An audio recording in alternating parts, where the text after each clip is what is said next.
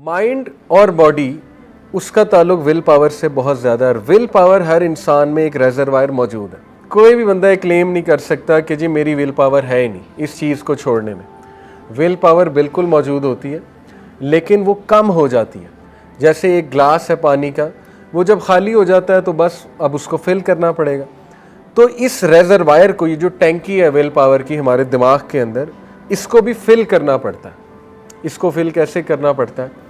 देखें, ख़यालात को कंट्रोल करना, नेगेटिविटी को कंट्रोल करना, गुनाहों की ख्वाहिश को कंट्रोल करना, ये सब आपके कंट्रोल में है।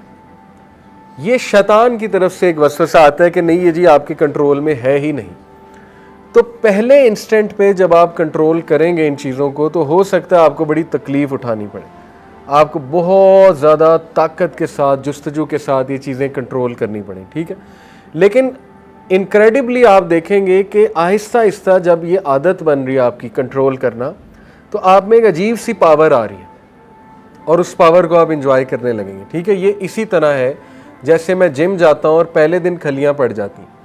अब मैं डर के घर बैठ जाऊँ कि जी मैंने तो जिम करना ही नहीं क्योंकि ये तो खलियाँ पड़ गई मुझे। लेकिन जो रेगुलर जाएगा, उठाता जाएगा डंबल्स, उसकी स्ट्रेंथ बिल्ड होगी, मसल बिल्ड होगा, 2 kg की जगह 4 उठाएगा, फिर 10 उठाएगा, फिर आगे so on and so fourth. एक टाइम आएगा कि वो बहुत हेल्दी फील करेगा और बहुत आप कह लीजिए स्ट्रेंथ फील करेगा। तो same goes for will power. अपनी विल पावर को बिल्ड करें।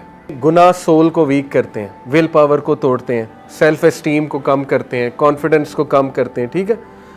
अब उसको काउंटर कैसे करना है? ऑब्वियसली कुछ ऐसा लाइफस्टाइल अडॉप्ट करके, कुछ ऐसी रूटीन अडॉप्ट करके कि उसमें आपकी विल पावर भी बिल्ड हो रही है और स्पिरिचुअल रेजरवायर भी बिल्ड हो रहा है। रूहानियत जो है उसका ताल्लुक रूह के साथ है। रब्बी फसल्ला, फलाह पा गया वो इंसान। अल्लाह ने फलाह डिस्क्राइब कर दिया जिसने तज़किया किया। नंबर 1 जिसने तज़किया किया, नंबर 2 जिसने ज़िक्र किया और नमाज कायम की।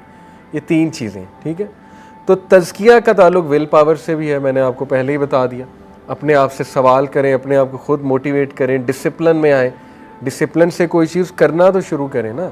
एक सहाबी नबी अकरम सल्लल्लाहु अलैहि वसल्लम के पास आया, या रसूलल्लाह सब्र कैसे आएगा? अल्लाह के नबी ने कहा सब्र करने से आता है।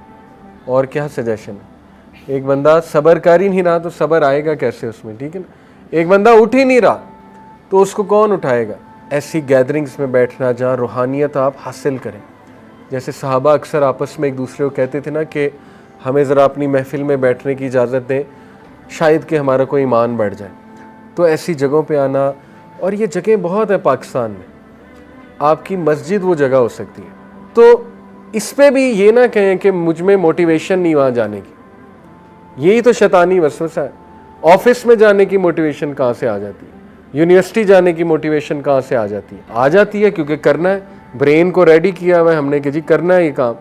तो ब्रेन को नमाज के लिए रेडी नहीं किया जा सकता, मस्जिद जाने के लिए रेडी नहीं किया जा सकता। बिल्कुल किया जा सकता है।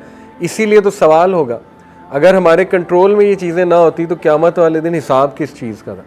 इसी का तो हिसाब था कि तुम्हें मैंने विल पावर भी दी हुई थी, तुम्हें मैंने कंट्रोल भी दिया हुआ था, तो तुमने कितना टाइम दीन पढ़ने में लगाया, कितनी तुमने एफ़र्ट की है अपनी रूटीन ठीक करने में, कितनी तुमने एफ़र्ट की है अपने आप को इस चीज़ में कायम रखने के लिए, डिसिप्लिन रखने के लिए, so on and so fourth.